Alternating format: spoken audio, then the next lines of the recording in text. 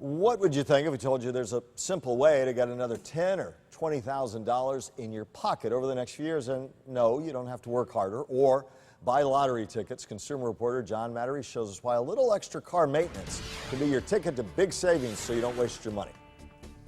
The average driver trades in a car after 6 years and about 75,000 miles of driving. We then start all over again with a new payment book. But more and more savvy drivers save thousands of dollars by keeping their cars running for 150,000, 200,000 miles, or even more.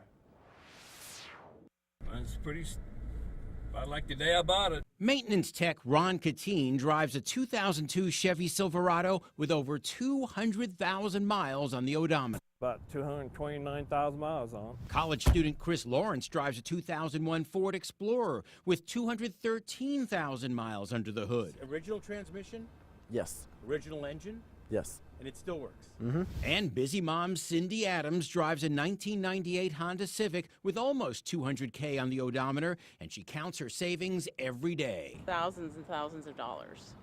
By not getting a new car. Correct. By not getting a new car. 3 drivers, none with a monthly car payment, and all with twice the mileage that makes many of us trade in our cars. What's their secret? We turn to an auto expert who specializes in older, higher mileage cars. 84, 83. Scott Miller has a shop full of high mileage cars, including one Volvo with almost 500,000 miles. He's got 405,000 miles on it. To get anywhere near this, Miller says, 1, change the oil when your book suggests, and change the transmission and coolant fluid well before the book says they're due. They're saying the newer coolants can go up to 100,000. We're seeing a lot of problem with them.